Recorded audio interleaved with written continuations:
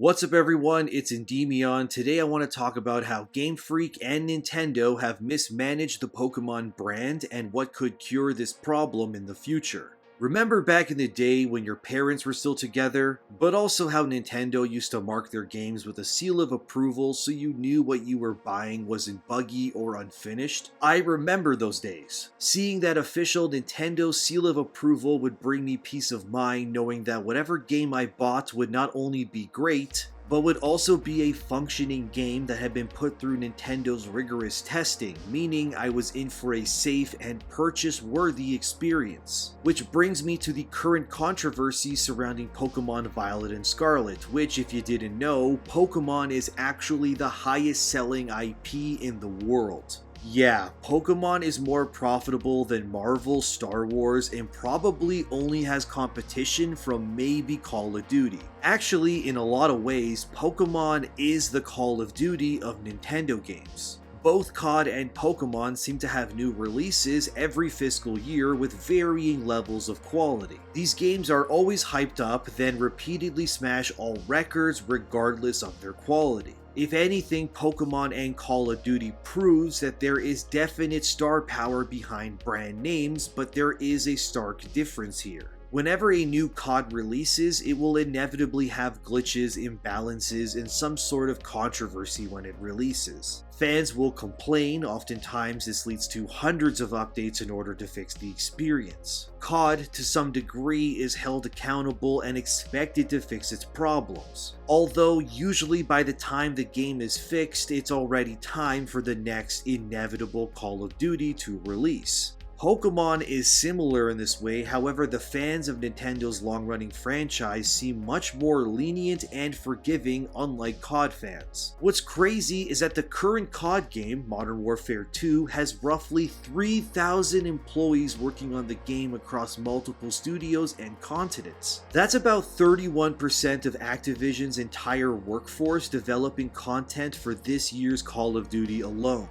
However, when it comes to Pokemon, Game Freak only has 169 employees working on the franchise. And let me tell you, it shows. Pokemon is easily one of the most phoned in and lazy franchises in video games in my opinion. And before you get mad at me, let me say that I am a massive Pokemon fan myself. I strictly buy new Nintendo consoles for Pokemon games only. Hell, I've been playing the franchise since its inception way back in the 90s. But even I have to admit that the series has largely stagnated, and oftentimes it's unwilling to push itself in any meaningful way for years it seems. And regardless of this, Pokemon still sells millions of copies. The newest games sold 10 million in 3 days. That's about almost double of what God of War Ragnarok sold in 1 week. That's insane.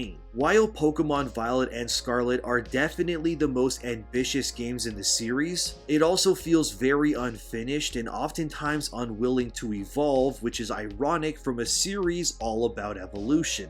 I think if anything, Violet and Scarlet has proven that Game Freak needs dire help running this franchise. Not to mention that they released 2 open-world Pokemon experiences in 1 year, and we're likely going to get another game in 2023 as well. To put it simply, Game Freak is drowning when it comes to their quality control, and it's becoming ever more prevalent as time goes on. I mean, just look at their remakes as of late. They're all over the place. Pokemon Let's Go Eevee and Pikachu had a cute 3D world, and in terms of how it looked and played, it was a safe but solid experience. But due to the demand and scheduling, Game Freak clearly can't give every game or remake the attention it actually deserves. Look at the Diamond and Pearl remakes, which look less like remakes and more like cheaply made mobile games. I don't think this aesthetic choice was chosen because they liked it, but was done because Game Freak simply doesn't have the manpower or time to actually develop an honest remake.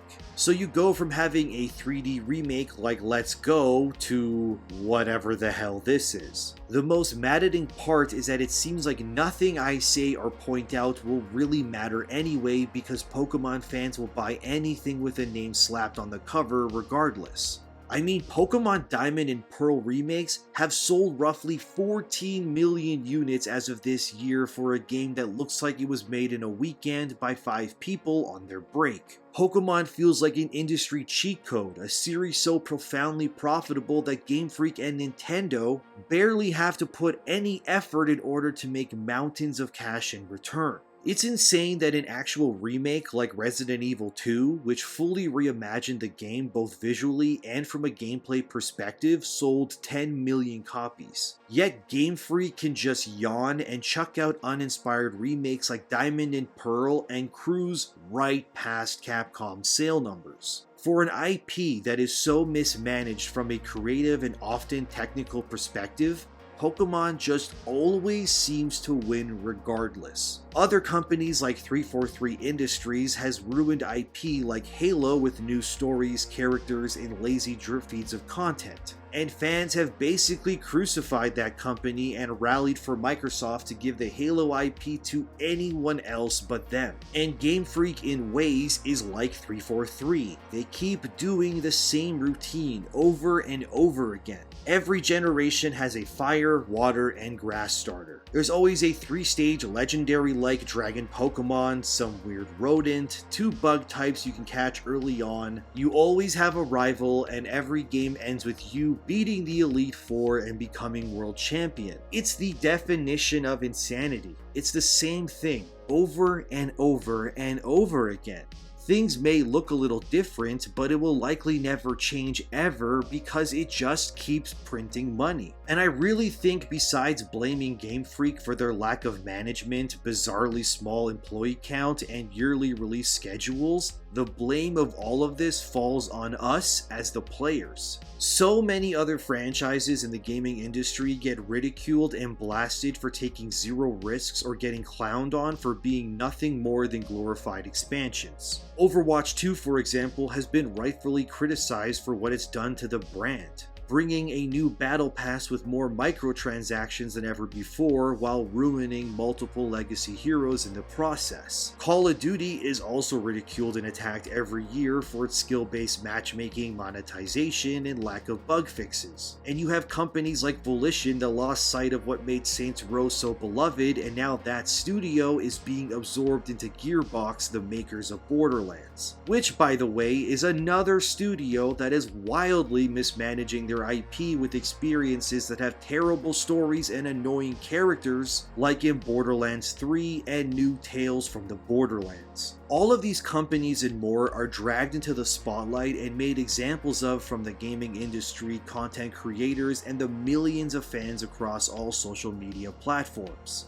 Yet when it comes to Pokemon, it's strangely never as hostile. Sure, people rose up and said that Violet and Scarlet don't run particularly well, but that didn't stop them from paying full price anyway. It doesn't matter because we voted with our wallets and we all said it was okay that Game Freak keeps screwing us like this. I mean, the quality control is so evidently clear, you'd have to be honestly blinding yourself on purpose to not be aware of it. It feels like Game Freak makes an honest attempt, but a little bit into development they realize they can't put as much resources as they'd want to because they need to make 5 other Pokemon games somehow at the same time. I mean, just look at the entire beginning of Scarlet and Violet. From the opening minutes, you're presented with this absurdly beautiful and lush environment. There's gorgeous flowers and trees, there's people just populating the world. The beginning of this new generation genuinely tricked me into thinking that this was going to be the game. It was going to be this amazing and detailed from beginning to end. For a moment, I was captivated that Game Freak and Nintendo have finally taken this IP seriously and were ready to make Pokemon into the best it's ever been. And from your house to the academy, I would agree. This open world looks amazing. But once you leave the Academy City and go out into the larger world, the quality and care of that small slice just evaporates immediately. Textures go from great to horrible. There's little to no detail in the environment all of a sudden. The engine is chugging and the game just doesn't feel finished. And your first thought maybe is, well, it's on the Switch. It just can't run this game the way the developers want to due to hardware limitations, right? But we know that's BS because Breath of the Wild exists. I actually went back and played a little bit of Zelda again before writing this script because I wanted to know if I was crazy, and maybe the Switch is just not capable of generating a functioning open world game. But it couldn't have been further from the truth because Breath of the Wild is gorgeous. Even to this day, it runs flawlessly. That game's open world feels dynamic, the enemies are reactive, and the game's weather and day-night cycle are incredible. Honestly, Breath of the Wild feels more modern, more technologically advanced, and feature complete than Scarlet and Violet, and it's 5 years old at this point. So there's no excuse for Pokemon running or looking the way that it does today. Games like the Xenoblade series exist as well on Switch, and they are far more technologically advanced and capable than anything Game Freak has released. It drives me insane that Nintendo is capable and willing to give the care their games deserve, because when it comes to first-party releases like Zelda or Xenoblade and so on, these games all look and run far better than any modern Game Freak game. And yet their biggest franchise is somehow so mismanaged, unoptimized, and rushed out the door that it feels at odds with Nintendo's design philosophy.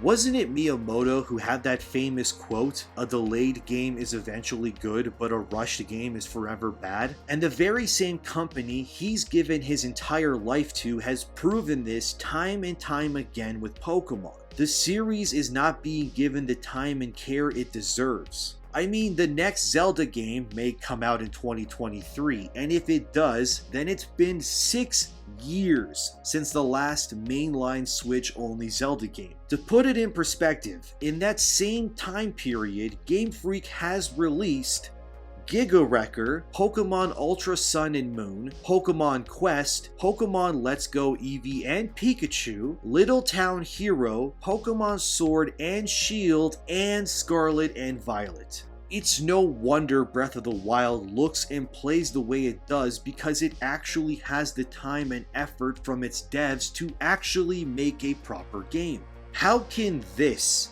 and this be from the same company working exclusively on the same hardware? Gliding in Zelda looks amazing and it feels great, yet it looks hilariously bad in Pokemon. I don't know what I can say or do to let you guys know that this franchise is so horribly mismanaged, yet it keeps on going with less quality as time goes on. I mean, just look at the Metacritic and user score for Violet and Scarlet. People are clearly upset, yet for every 100 upset fans, there's another 100,000 blindly ignoring the problems and opening their wallets. It's like we all know collectively as a group that Pokemon is kind of garbage now, but nobody cares. And it's crazy. I genuinely believe that Pokemon needs to be reinvented, and I know that Nintendo will never take Game Freak off the series. So the only solution is to let Game Freak keep being Game Freak, I guess,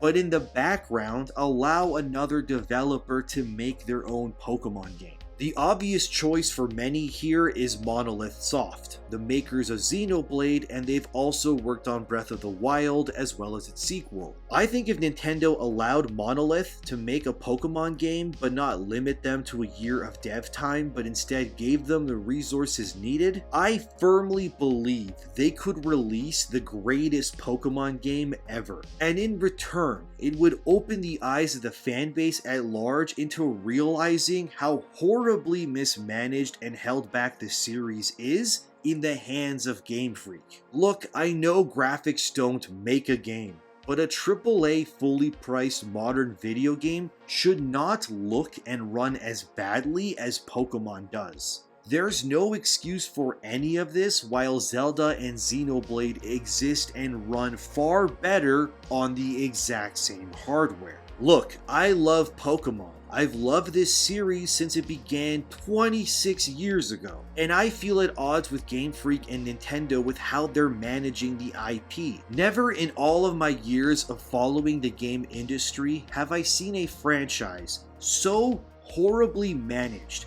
yet breaking every single sales record regardless. The closest would be Call of Duty, I guess. But Pokemon is the ultimate failure that just keeps succeeding. A never-ending jet stream of content of diminishing quality that will continue as long as people keep buying it. I know as Pokemon fans, it's hard to not play the latest game in the series, but we have to be honest with ourselves and understand that this franchise is being strained and ruined with no end in sight as long as the cash continues to flow. After all, as they say, no one hates Nintendo as much as Nintendo fans. But I think it's just as true to say that no one hates Nintendo fans quite like Nintendo themselves. They know Pokemon's quality is in the dumps, but they also know the fans will blindly buy anything with the name slapped on it too. It's just an endless, tiring cycle of high expectations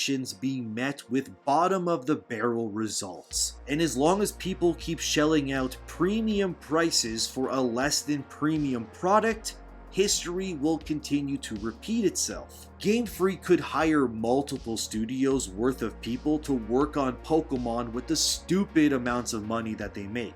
The profits they made from those piss poor Diamond and Pearl remakes alone could have been enough to finance multiple Pokemon games and hire hundreds of people in order to meet demands. But why would they? Because they know you're going to buy it regardless. So they'll just get their 169 employees working around the clock every day to make experiences that just meet the quality bar and then pocket the millions and billions they make in return. I don't know what else I can say. All I know is this recent release of Violet and Scarlet really made me come to terms with the entire situation that we're in. None of this bottom tier gaming development will stop as long as fans keep shelling out their money. And as mean as it sounds, I truly believe that the only people we have to blame for the state of Pokemon today is ourselves. We allowed Game Freak to become lazy and incompetent. Nintendo knows it, you know it, and yet we all have just grown to accept it. And I really hope the backlash towards Violet and Scarlet starts some sort of change at Game Freak, because Pokemon fans deserve better than this. Unlike other fandoms, Pokemon fans always show up when it comes to supporting their favorite franchise. But it's time to stop accepting such low quality from a company that is so evidently capable of so much more. Pokemon is just so average these days, and it could be so much more. But what do I know? I've only been playing Pokemon since the beginning.